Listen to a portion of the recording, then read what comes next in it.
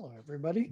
Welcome to another week of the Astrological Celestial Chatter. Each week, a meditator contemplate what might be the most effective way to describe the energies that are basically set before us, ready to unfold in a way that each of us might be able to tune into in our own specific fashion. And this week is it's a fairly dynamic consideration that's on the plate, and that is that we're in the last week right now of Pisces. You can kind of almost, if you will, picture a swirling, energetic flow of very aqueous kind of energies on the move that are, moving in through us and seeking larger context of what it is that we are really tuned into at the deepest and most profound level that any of us is able to sustain. This is Pisces. It's an investigation, the very last sign of the zodiac, of everything that has brought us to this particular moment, and to make the determination what is and what isn't worth hanging on to as we set the rudder of our ship going forward in such a fashion that what it is that we do maintain has got enough resilience to it to be able to handle the buffets of any storms that may be on the horizon.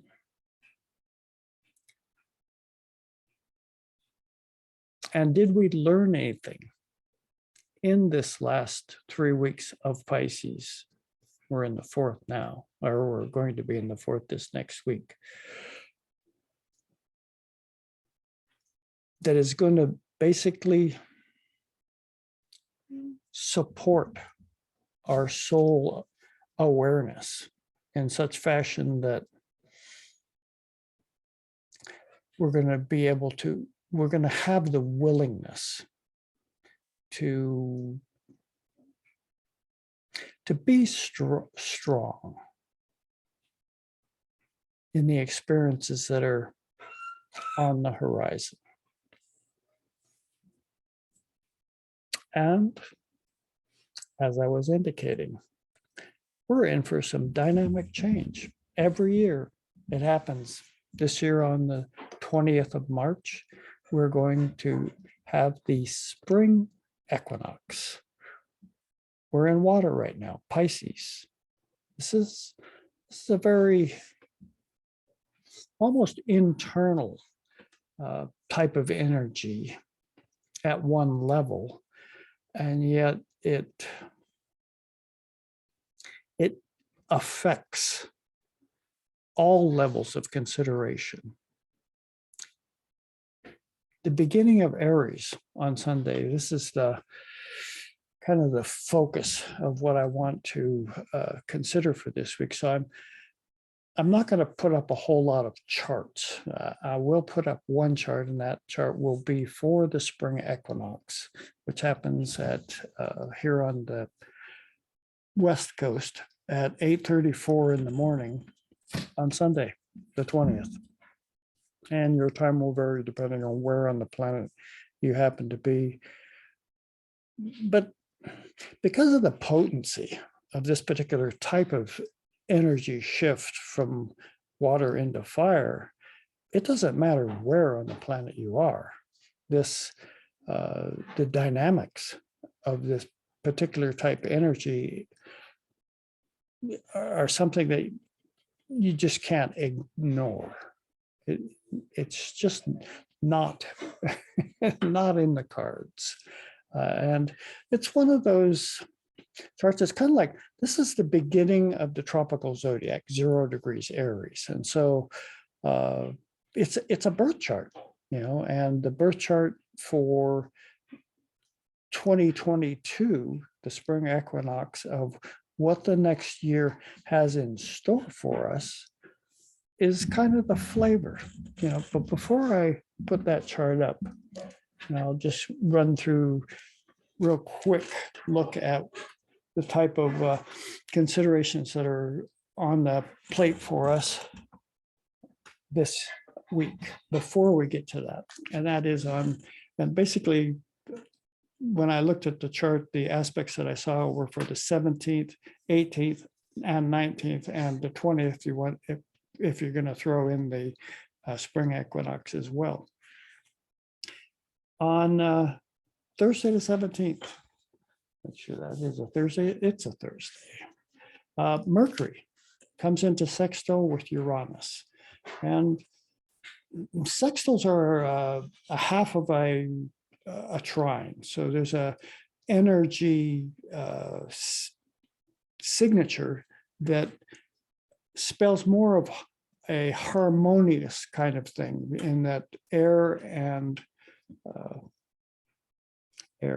water and earth, because Mercury is in Pisces right now, and the earth sign, which is where Venus, Uranus is. Okay. Water and earth energies, they work well together. There's a camaraderie that is in place. And also Mercury and Uranus are considered to be octaves of each other.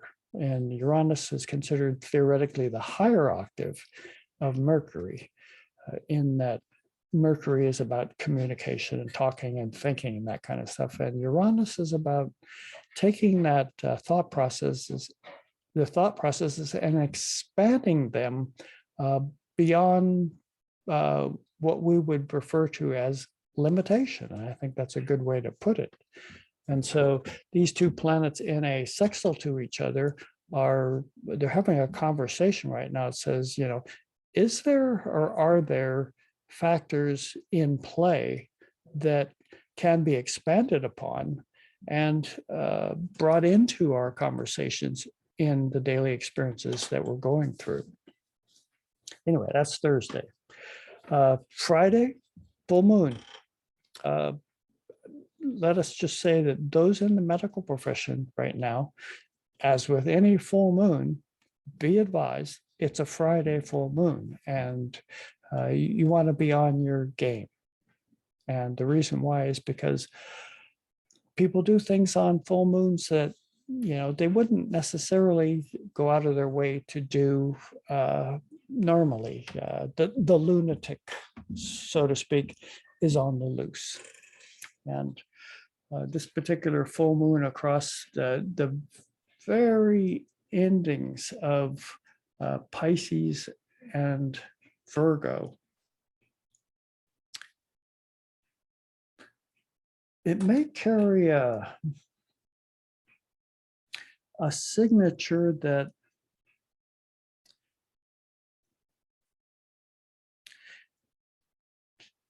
it could be a little bit more subdued potentially than if it were in like fire and air, the Aries Libra context. But it is very close to the Aries Libra context in the fact that it is just 2 days prior to the new sun going into Aries, or the spring equinox. So it's in the air, but it's like I'm getting an image that is painting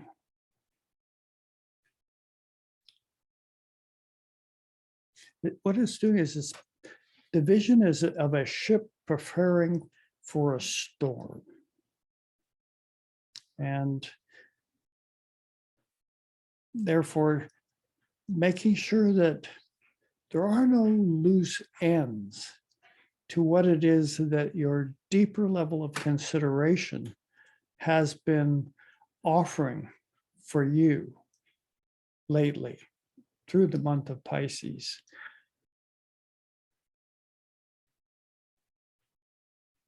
How to best express that in a way that is going to carry the weight that it should. Might there be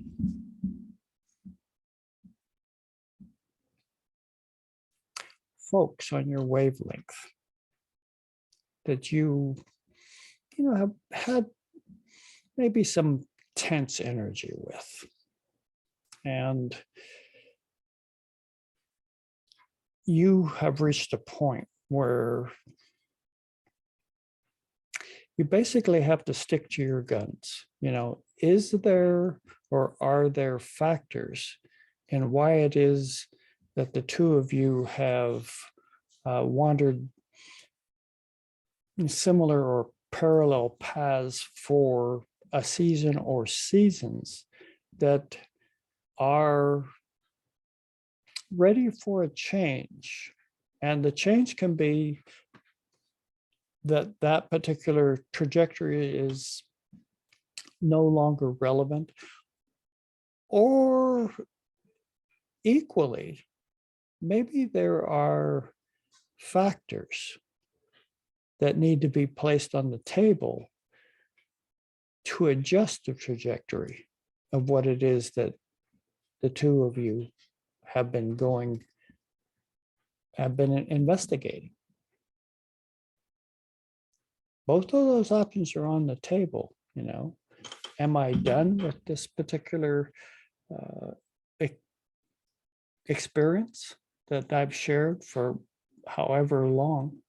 Or is there perhaps something dynamic that we might throw onto the table to look at? It's a full moon.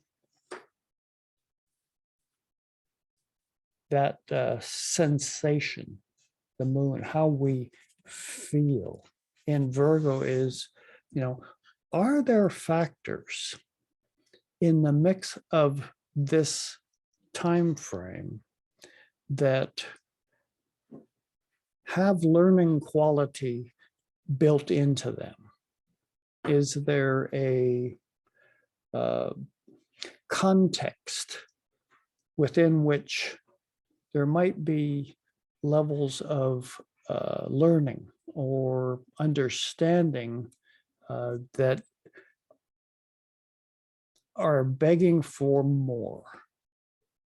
That is the person that you have wandered this particular path with for however long, offering you perspectives that you recognize they have a very good understanding of, and you should pay attention to, and vice versa. You are probably offering something similar yourself to them, and is it sustainable?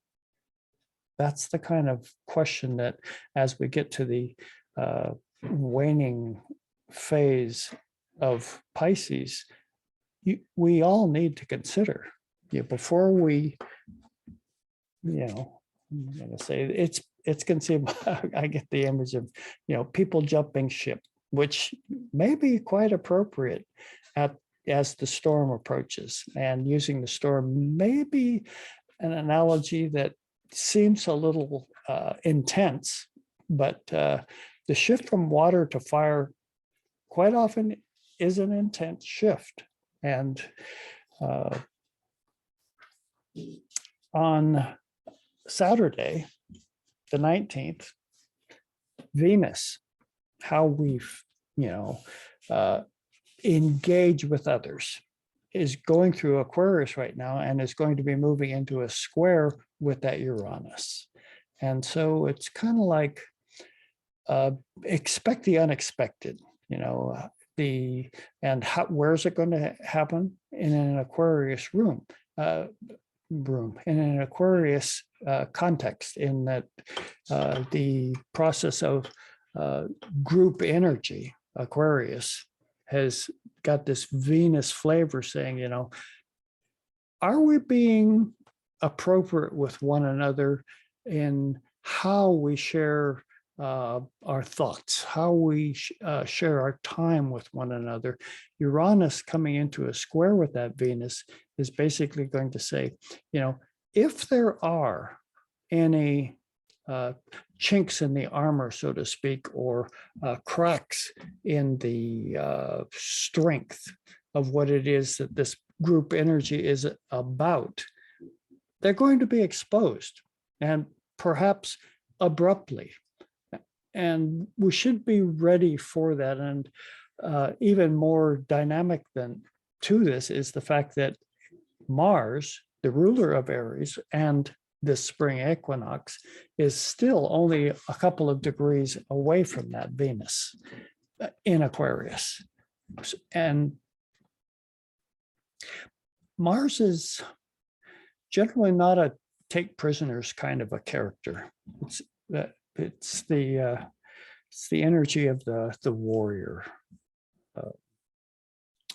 and can be a little abrupt. So just keep that in mind as you consider the dynamics of group interplay that is on the table. And on the same day, the sun will move into a sextile with Pluto up there in the like 28 degrees of Capricorn, because the sun is moving quite close to the end of Pisces, where it has been for the last month.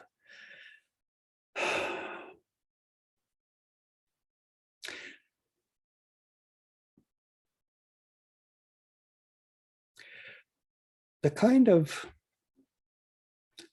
sequence that the sun, that vital core engine of creation, is bringing into the context with Pluto, that intense and potent investigation process that is attempting to dig into, and turn over things that have probably become a little too settled within themselves and are in need of a little bit more oxygen. So that, you know, if you consider the natural world, Pluto is kind of like a tool used for turning the compost pile. And there are aspects that are been hidden in the compost pile just a little long, and it's time to bring them up. And this is a very natural process. It's not something to fear or anything, because this actually inspires the natural growth that is nature. It it gives food for the continual level of creation to take place. It won't necessarily be comfortable for everybody involved, but it is required. And that sun in the sextile to Pluto is, you know, that is a somewhat harmonious aspect. So we have the sun down there in the very last degrees of Pisces, you know, that dynamic, fiery engine of creation, being providing a conversation with Pluto that's saying, you know, are there parts of the experience of what it is you are in the process of letting go of that you may have overlooked? And if so, Pluto says, I will assist you. I will bring them up for your attention. Let's get some air to them. Yeah, I think that's the kind of energy to things. Okay, let's put a chart up.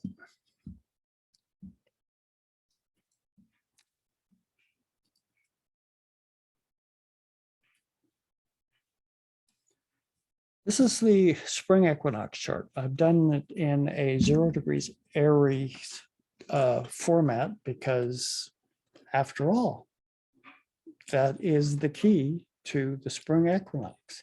It's when the sun moves from Pisces into Aries. And it's the beginning. And I think that's a real key factor for all of us to keep in mind, is that Aries is the beginning of the next year's cycle of events that are unfolding.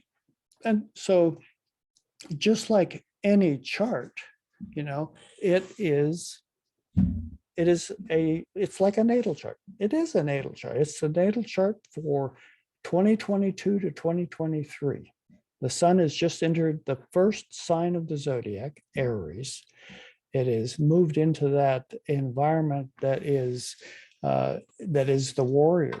That's the leader, the initiator. These are the kinds of people that step up, or the kinds of energy that seek to become a hero. This is very and pioneering. Taking steps into realms of processing consideration that they're new. That Aries is essentially, it is the essence of newness. It doesn't necessarily go out of its way to pre-think a process that's unfolding. It's just like, there's an impulse in Aries, and an urge to do, without necessarily pre-thought getting in the way of curtailing that impulsive kind of energy.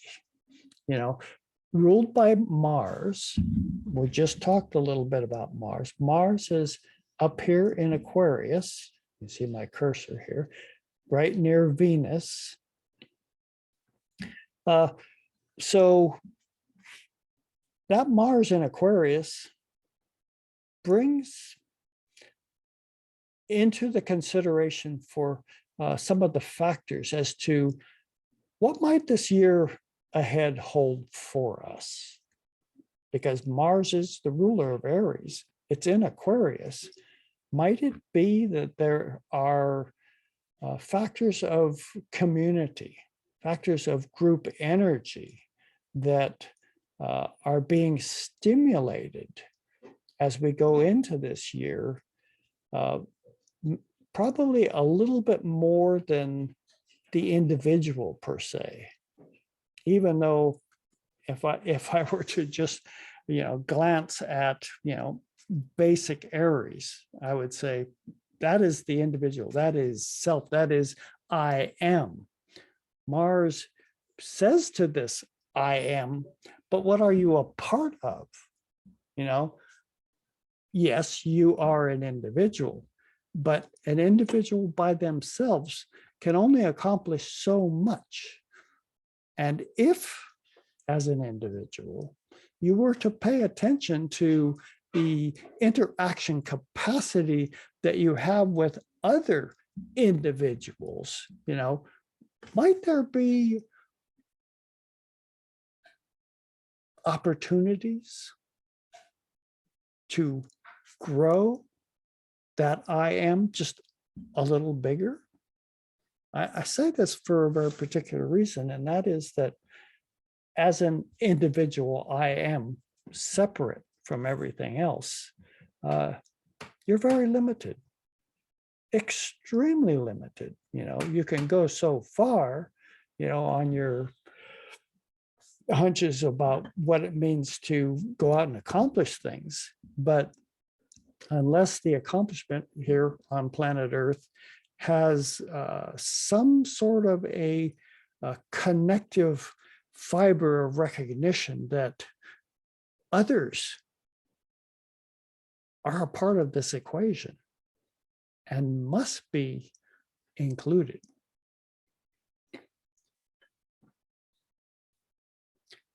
Mars, as you can see, is still very close to Venus, only a little less than 2 degrees apart. So, and these two planets have been traveling together for last month. They began their journey together in Capricorn, and now they're in Aquarius.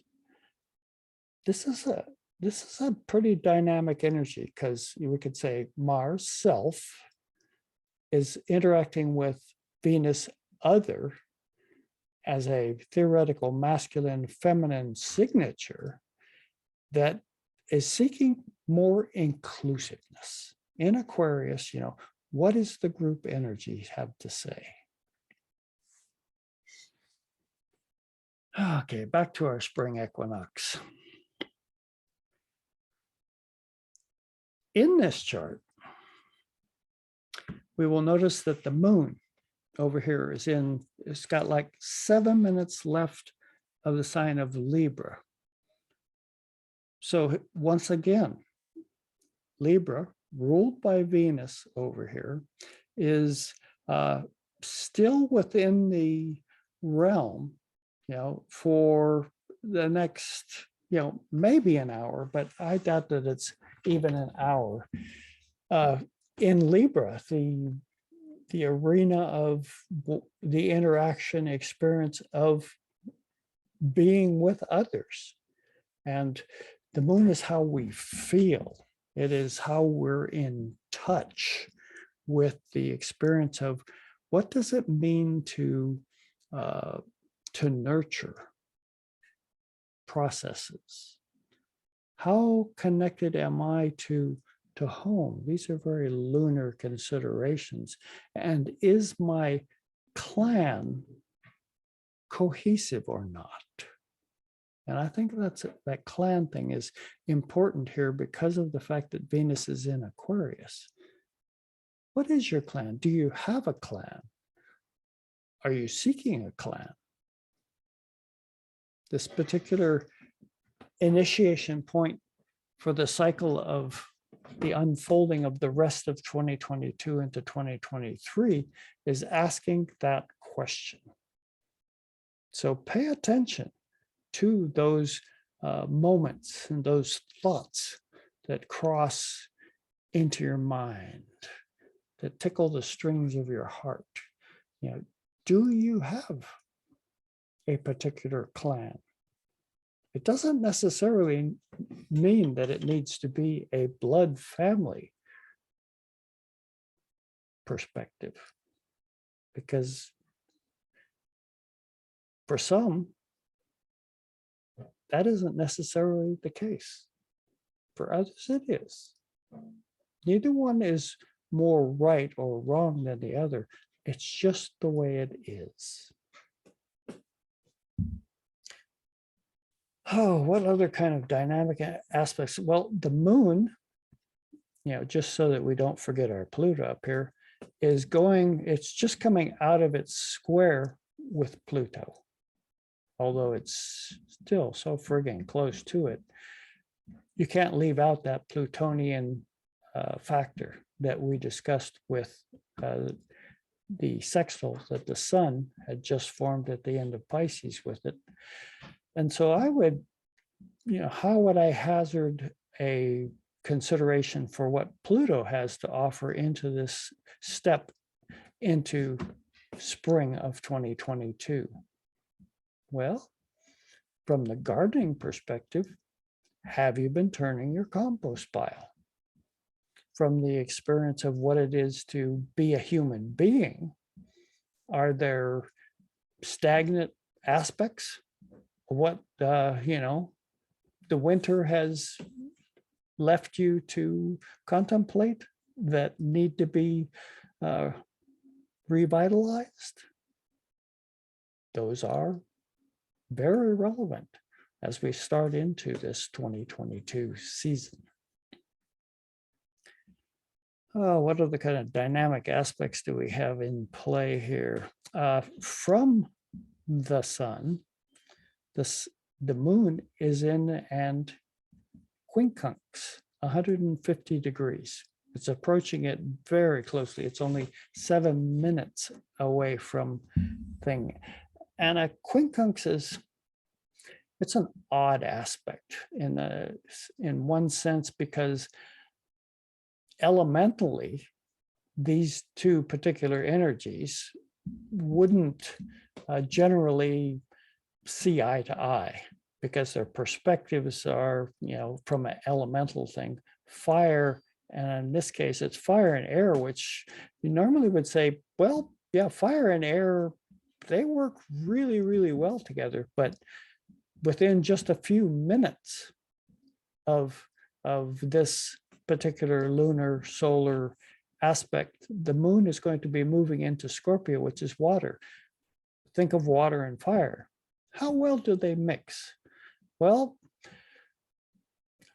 we're in a cuspal signature factor for this lunar solar aspect that initiates this particular year that's coming ahead for us.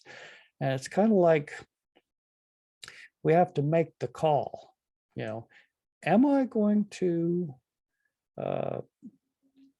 begin this cycle with the air fire matrix as being potentially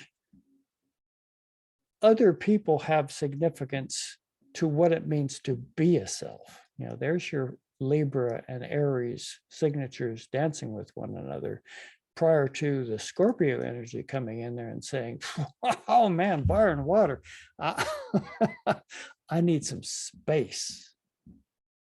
They're both in play because of the fact that the moon is so friggin' close to being on that transitional step between the air and the water elements. I think that that's not something that I'm going to point to you and say, which side of the coin is going to be up when you flip it. I think that's an individual call that each of us needs to make ourselves. What other dynamic inners do we have? We have the Uranus down here at 12 degrees of Taurus, and with this nice square line going up to the degree right here between Mars and Venus. The unpredictable, revolutionary Uranian energy down here in Taurus, which is, by the way, a sign that really leans more specifically into the experience of what does it mean to tune into Mother Earth. This is essential Taurus in a square to that Mars-Venus signature. And one thing to keep in mind is that Venus also rules Taurus, which is where Uranus is. So it's not like this is a, square aspects present challenges for us. Here's an elemental thing, air and earth. They don't generally, leap up with joy and say, whoopee, I'm having an air and earth kind of an experience. It's kind of like, air is mental, lots of thought processes, thinking, communication. These are all air qualities. Earth, and particularly Taurus is kind of like, let me relax and breathe and be at peace with what it means to, in the Taurus sense. It would be nice to go out and just take my shoes off and walk on the earth, lay down on the grass underneath a tree. If it's night, lay down on the earth and stare up at the stars. These are very Taurian kind of flavors. And, from that last perspective of staring up at the stars at night, I think you can kind of perceive a little bit more of that dynamic connection from that Venus in Aquarius is, stimulating, the vastness of the celestial surround as a potential aspect of us, Venus in Aquarius. That thought process of, am I connected to this greater whole? And the reality is that, yes, you are. We all are, though much of the edginess that often exists between people that have been brought up under different sets of circumstances attempt to create, a separate set of energies that you have to really work at in order to recognize common ground. Venus, remember, is in Aquarius. So Venus is seeking some level of common ground with that Uranus, and it may show up suddenly. There may be an inspiration that sparks something in our thoughts. And Mars, the ruler of that Aries ingress, this spring, right there with Venus, Mars is action. Mars is energy that wants to do something. And so the experience of how we play that is much more relevant than we often give credit to. Got my second computer has decided it didn't want to show me what I was looking at, so I have two computers going, because there's a lot of factors in play here. Other aspects that we don't generally look at are septiles and quintiles. Septile, 1/7, quintile, 1/5 of a circle or a whole. This pink thing here, that's a biseptile. This green one here is a biquintile. And septiles and quintiles, they're a unique kind of energy. And this is a septile, and the moon is involved in both of these aspects. The moon is a septile over here to Venus. And septiles they're an energy that what they signify and bring into any equation is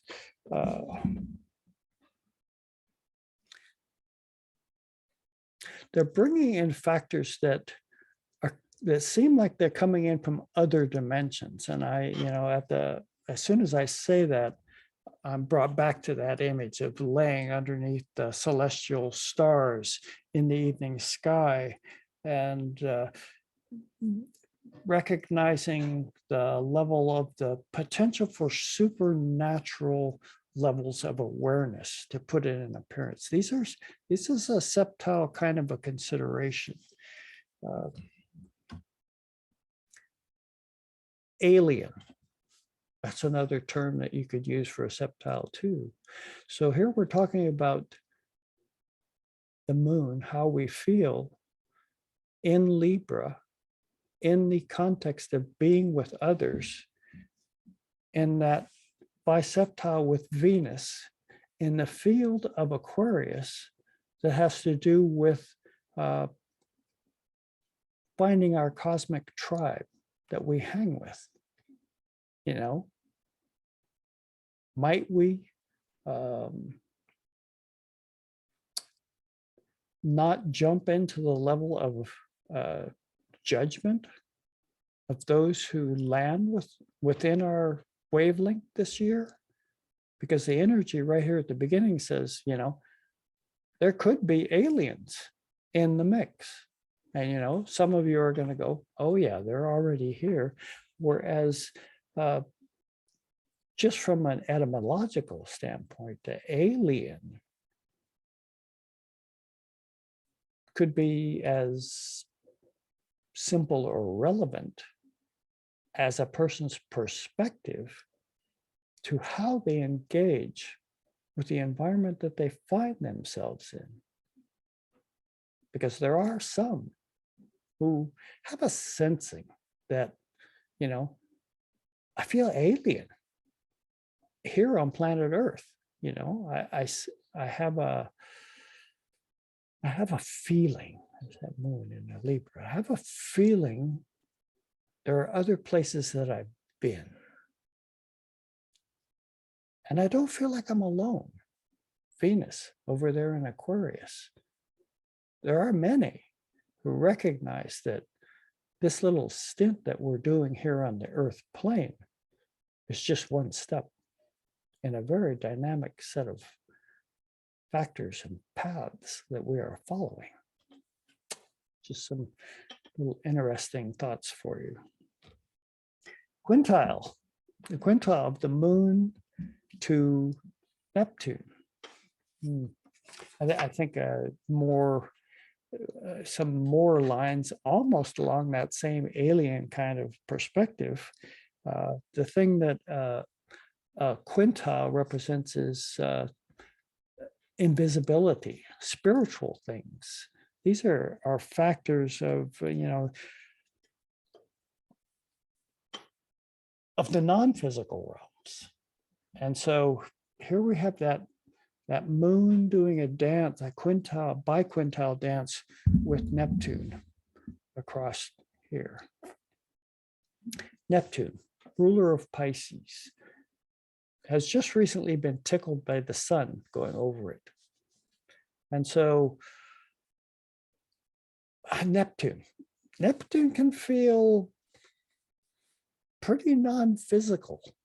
Pisces, it very easily can step across the borderline between what it is that it means to be a physical incarnate being and the recognition of a broader, more inclusive perspective of connection to everything. One would, in some sense, hope that the experience of spiritual awareness, which, it's unfortunately a term that gets thrown around a lot these days, and therefore its definition is, it's a little harder to pin down to specifics that are not ensconced within certain doctrines. And what my attempt to and perspective in this is that is not that it doesn't easily find comfort in the process of that level of spirituality which separates us from anything. But more the spiritual perspective is it's a heart process. It's not a mental process that recognizes an energy enfold that is far more inclusive of everything, and really doesn't have the time or the care to embroil oneself into attempting to secularize spirituality as being something, so uniquely different from one to another that it puts up barriers between us. That is not spirituality in my understanding. My heart actually breaks to see that level of spirituality so-called being used, because it isn't. I think that just about covers it. It isn't. There are levels of the non-physical realms that we all interact with all the time, but may not recognize. That's the spiritual realm. And this quintile happening between Neptune, the most deep and profound level of uh, entire cultural wavelengths on the move, because it's one of the outer planet factors and is very much in tune with cultural shifts. As we start this year, that moon in biquintile to this Neptune might be asking us to pause and really contemplate, is the energy that I resonate with and live with everything that I have going to set a tone for what this year ahead might unfold into? Think on that. We have some other aspects at work here. Looks like a bunch of aspects from the Chiron down here in Aries up to, they're so tangled in here, it's hard to separate them. I see a bunch of sextiles. Basically, it looks like sextile from the sun to basically a waning sextile from the sun to Pluto, which I think we talked a little bit about that already. We have another sextile from tied in here. I have to look over at my other chart, which has them marked.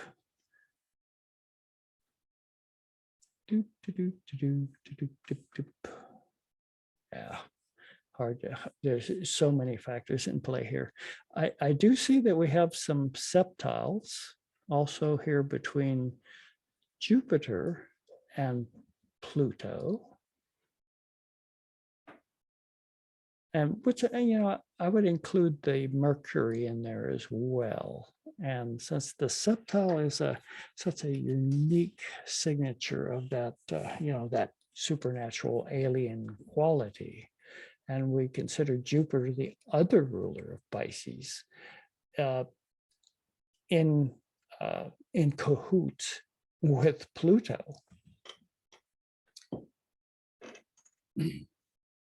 Jupiter is not one to hold back its energy. It has a, almost that Arian, because it rules Sagittarius as well, another fire sign, as well as Pisces, that driving impulse to be bigger, to expand beyond any particular containers that might be attempted to be placed around it.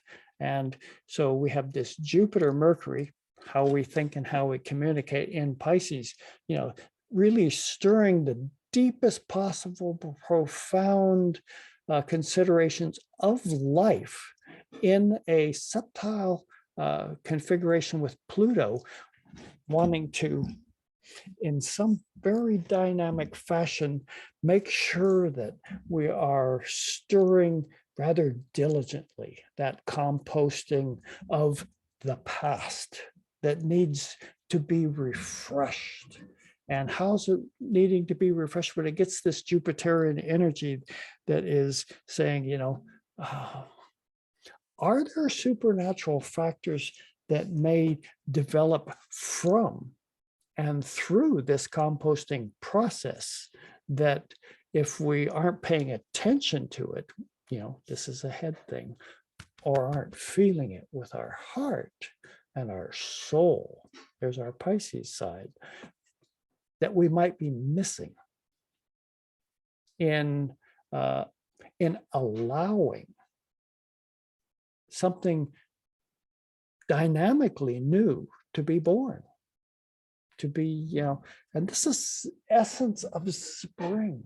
We're getting ready for new life. The crocuses are starting to come out of the ground in places, and new life is, sprouting up, trying to greet that sun, the sun, that powerful energy that is inspiring anything and everything to be. Without the sun, we wouldn't be. And so this sun down there is just like saying, yeah, it's springtime. We got things to do. Anyway, let's a look at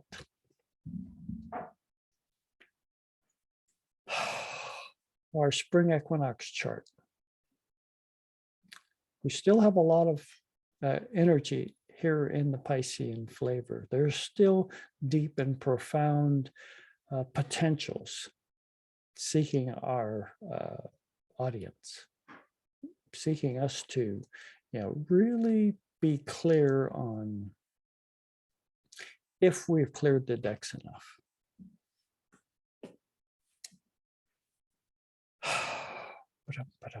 Anything I may have missed? Saturn. Saturn is in Aquarius, is being approached by this Mars and Venus conjunction. And Saturn it's the ruler of Aquarius as well as Capricorn.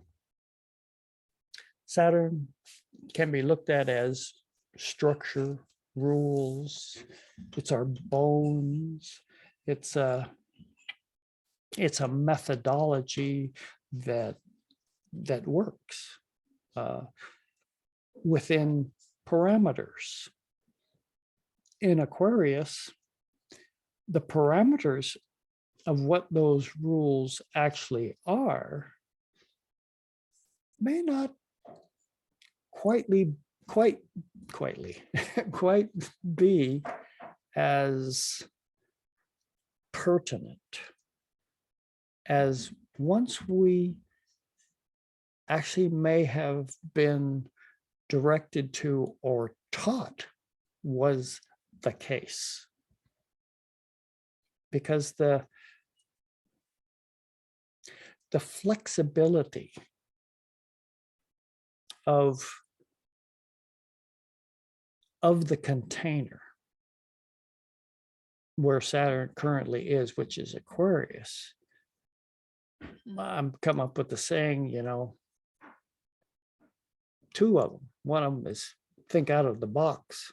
And the other one, which I enjoy even more, is we don't need no stinking box. And I'm kind of like, that's it. The Aquarius energy, which is basically, ruled by two planets, one being Uranus, the other Saturn. If we take some of that Uranian flavor down here in Taurus and throw that in the equation, it's like suddenly there's some insight, and I don't need that thinking box. And, the rules that have been in place for so long are being composted by Pluto up there in Capricorn, the other sign that Saturn rules. And, there's, is there the development of, some new levels of rules and rulership that are attempting to get our attention? Yeah, think about that, and Mars and Venus are going to catch up with that Saturn. Venus in Aquarius, basically in mutual reception with Uranus down there in Taurus.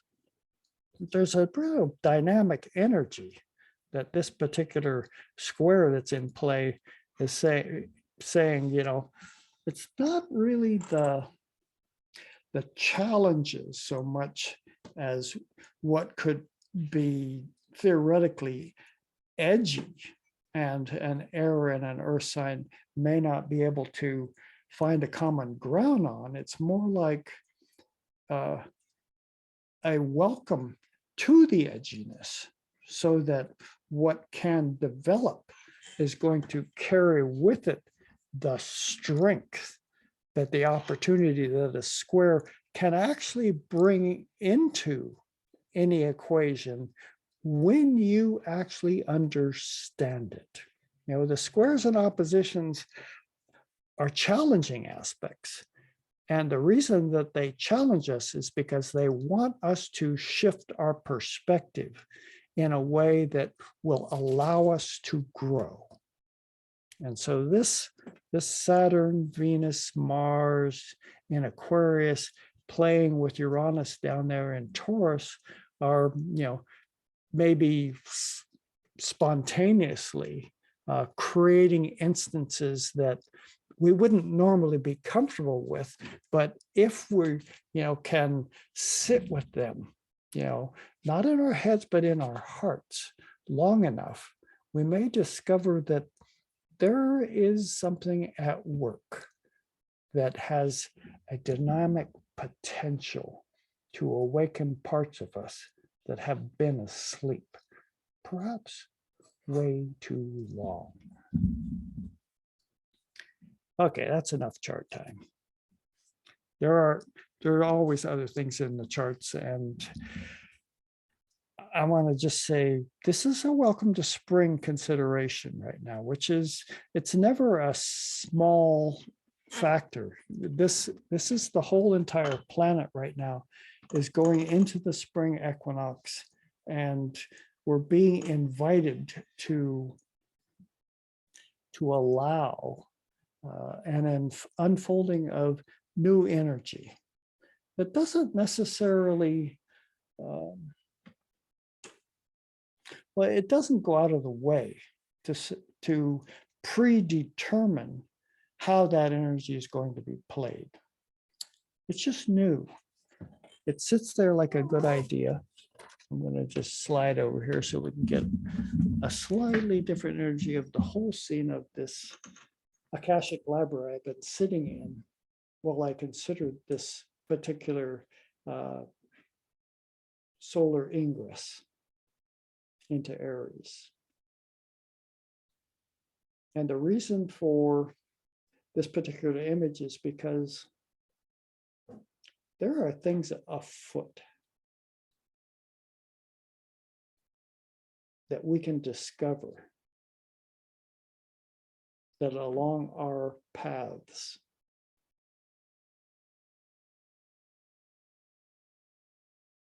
we already know. The newness of this moment, the spring equinox, for all the beings on planet Earth, beckons our attention. And all those factors that I considered in the chart delineation today, these are going to be with us for the year ahead. So I thank you for your participation and willingness to listen to me chatter on. And I do this every week, and I see no end to this going kaput. So enjoy the ride ahead. And if you happen to get inspired by something in yourself or something that I've said, I'm available. Contact me. Let's see where this takes us. It's an investigation, as life should be. And I'm always investigating. Pisces, the land of dreams. We're in the last week of it. Do enjoy that dream experience as you attempt to set the rudder for what might be ahead. Not necessarily with fixed ideas as to what that might be.